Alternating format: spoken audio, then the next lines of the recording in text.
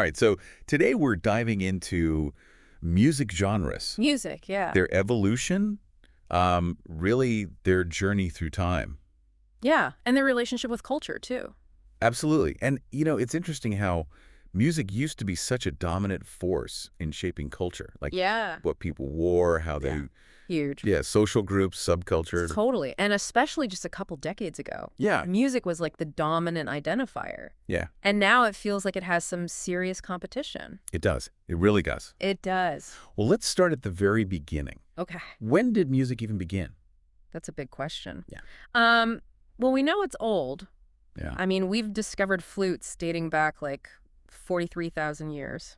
Wow. So older than written language. So before we were writing, we were playing music. It seems so. Wow. It makes you realize that music is just woven into like the very fabric of human expression. Yeah. Like maybe even before our ability to communicate through words. So what were those early forms like? I mean, were they already structured systems or something more instinctual? I think it was a bit of both, I mean, those early flutes do suggest a level of sophistication. Yeah. But, the music of ancient civilizations, like the Sumerians, the Egyptians, and the Greeks, that was deeply intertwined with ritual and ceremony. Okay. So they had organized systems, scales, notation. Yeah. But their music was primarily a tool for, like, connecting with the divine, celebrating harvests, Oh, interesting. mourning losses, So it was really functional. It was very functional. It Yeah. wasn't just for fun. Yeah. It had a purpose. Yeah, that makes sense. Music is like a bridge between the earthly and the spiritual. Totally.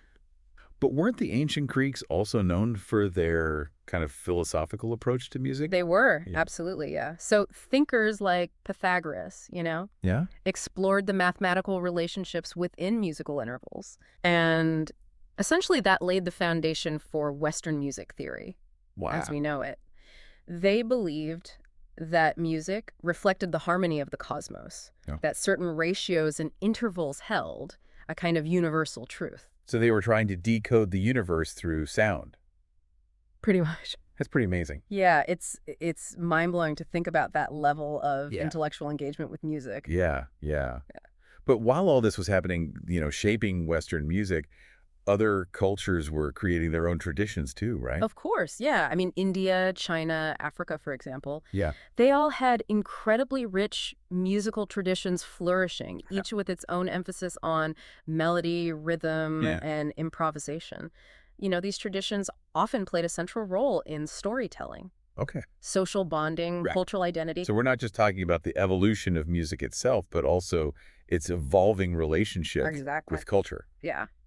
Music has always been a mirror, reflecting the values, beliefs, and experiences of different societies, a way of transmitting knowledge, preserving history, and expressing shared emotions.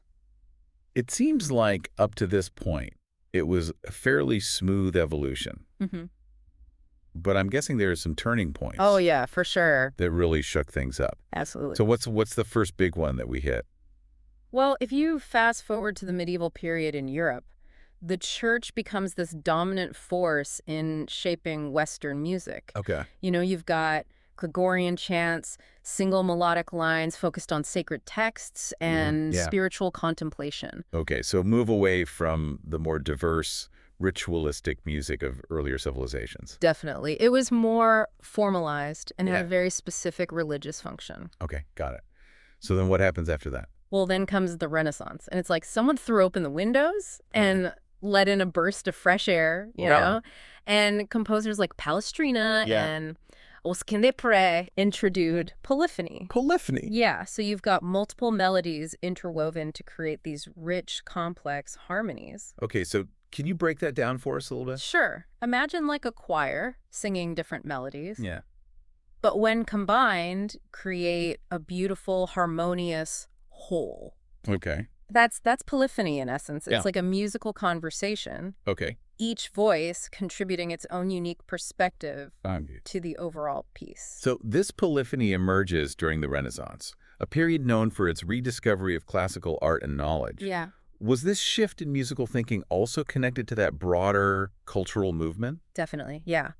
The Renaissance was a time of intellectual and artistic exploration, Yeah. a rejection of those rigid structures of the medieval period. Okay. And polyphony, with its complexity and interplay of ideas, perfectly embodied that spirit of creative experimentation. I see. You know? Okay, so it wasn't just the music itself that was changing. Right. Weren't there also like technological advancements that were impacting how music was created and consumed? For sure, the invention of the printing press allowed for wider dissemination of musical scores. Okay. New instruments like the lute and the harpsichord Yeah. brought new sounds and textures to the musical landscape. So music was no longer confined to churches and royal courts. Exactly. It was becoming more accessible to the public. Yeah, definitely. It was becoming more democratized. Yeah. So it's like this confluence of artistic innovation, technological advancement, and a growing public appetite for music all set the stage for the explosion of musical genres. Okay, I like it.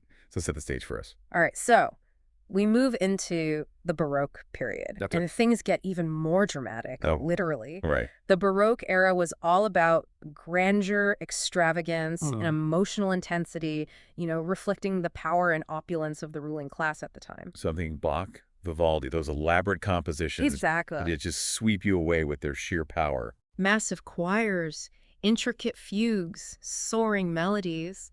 The Baroque period was a time of musical excess in the best possible way. Okay, I like that. They were pushing the boundaries of what music could express, creating these incredibly complex and emotionally charged works. Yeah, it seems like every era builds upon the one before, but also breaks free in its own way. Right. So where do we go from the dramatic heights of the Baroque period? Well, the pendulum swings back a bit Okay. with the classical era. Okay. We see a shift towards clarity, elegance, and more structured forms. Okay. Think Mozart and Haydn. Okay. Their compositions characterized by balance, restraint, and a focus on melodic beauty. So instead of those massive Baroque ensembles, we get smaller orchestras, Yes. simpler textures, and just a real focus on musicality. Absolutely. Yeah. But this doesn't mean that the classical period lacked emotion. Right. Mozart in particular was a master of conveying a range of emotions, Yeah. from joy and playfulness to deep sorrow and longing. And wasn't there a composer who kind of bridged the gap between the classical and the romantic eras? Ah. Someone who embodies both the restraint of the classical? You're thinking of Beethoven? Yeah. He's a fascinating figure. He started his career steeped in the classical tradition, but then his later works, especially his symphonies, foreshadowed the passionate, Okay. individualistic spirit of the Romantic era. So he's like the rebel. He was kind of a rebel, yeah. Yeah. His music had this raw power and emotional depth that was unlike anything that had come before. So that paves the way for the Romantic era, where emotion and personal expression really take center stage. Yeah, with the Romantics, think composers like Chopin, Tchaikovsky, and Wagner. Yeah. You see this outpouring of emotion, Okay. a focus on love, nature, and the individual's struggle against societal norms. It's amazing how each era has its own distinct personality, its own way of reflecting the world around it. And that's what makes exploring music history so fascinating. It's like Yeah. looking through a kaleidoscope, seeing how social, cultural, and technological forces shape the sounds we create, Right. and how those sounds, in turn, shape our understanding of the world. I love it. This has been an incredible journey so far. We've gone from ancient flutes to the grand symphonies of the Romantic era. Right.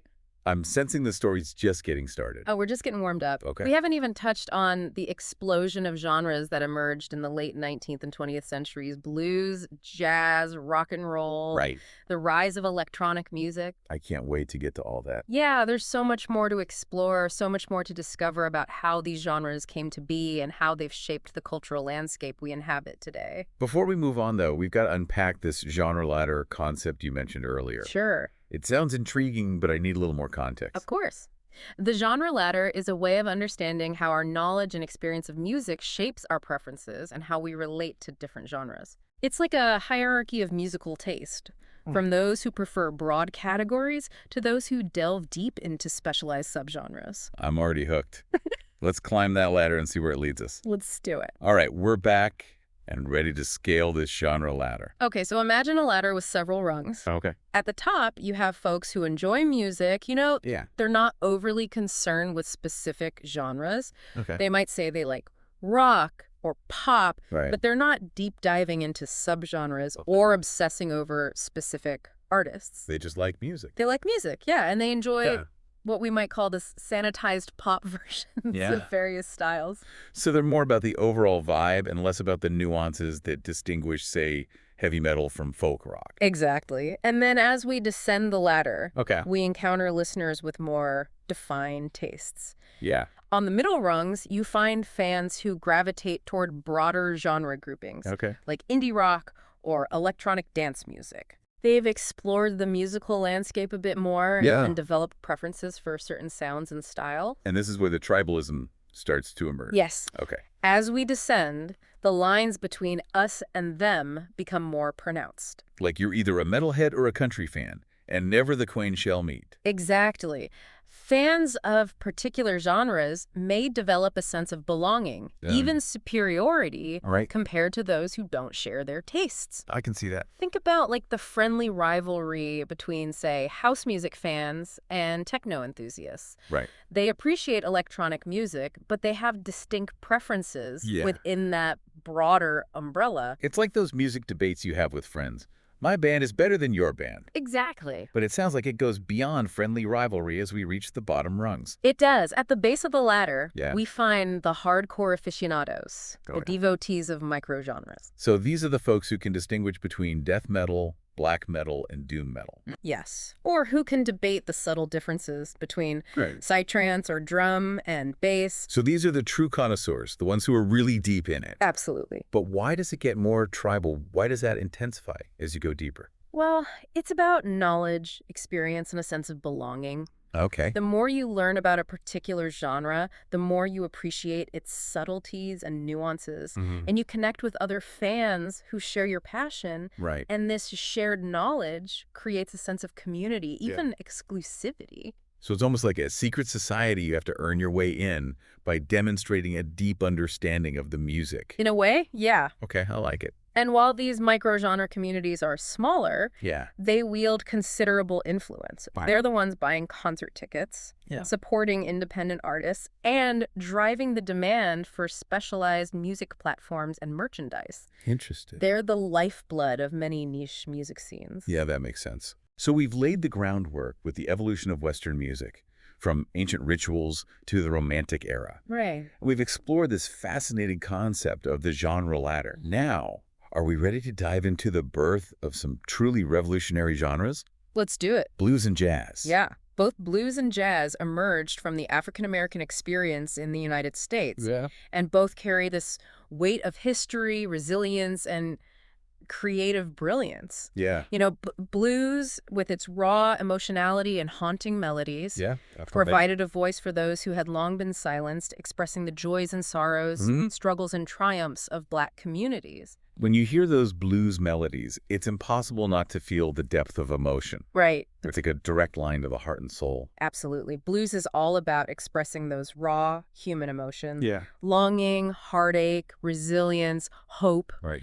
And the structure, the iconic 12-bar blues progression, is so simple, yet incredibly powerful. It's a framework that allows for endless improvisation. I see. Allowing each musician to tell their own story within that shared musical language. So it's not just about the notes themselves, but about the space between the notes. Exactly. And that's where jazz comes in. Okay. Taking that spirit of improvisation to a whole new level. Okay. You know, jazz is all about freedom, spontaneity, and interplay. Yeah. It's about musicians listening and responding to each other in real time, creating something new and unexpected in each performance. I've always found jazz to be both exhilarating and a little intimidating. You know, it's like you have to be in the moment, ready to follow the music wherever it takes you. That's the beauty of it. There's no set script, no predetermined outcome. It's a conversation, a dance between musicians. Yeah, I like that. Where the music itself is the language they share. And within this framework, jazz encompasses a stunning array of styles. Right. From the early New Orleans jazz, with its roots in ragtime and blues, to bebop's complex harmonies and breakneck tempos, Yeah. and on to the more introspective and experimental sounds of cool jazz. It seems like each style within jazz is a reflection of the time and place it emerged from. Absolutely. Yeah. Jazz is a living, breathing art form, Yeah. constantly evolving and reinventing itself. Cool. And its influence extends far beyond the realm of music, Yeah. impacting everything from dance and fashion to literature and visual art. So speaking of influence, we can't forget about country music. No, we can. It's another genre with deep roots in American culture, drawing from folk traditions, ballads, and gospel. Absolutely. Country music emerged from the heartland of America, Right. reflecting the values, hardships, and joys of rural life. It's about storytelling, emotional honesty, and a connection to the land and its people. And just like blues and jazz, country music has also undergone its own evolution, Oh, for sure. branching out into various subgenres and incorporating influences from other musical styles. Absolutely. From the early string bands and bluegrass to the honky-tonk sounds of the post-war era Right. and the outlaw country movement of the 1970s, country music has constantly reinvented itself Yeah. while staying true to its core values of storytelling and emotional authenticity. We've covered so much ground already, from the ancient origins of music Yeah. to the emergence of these iconic American genres. It's been quite a journey. I can't help but think that we're on the cusp of something truly monumental, though the birth of rock and roll. Get ready for the revolution. Let's do it. Because rock and roll is about to change everything. Okay, so rock and roll, it really did change everything, didn't it? It did, yeah.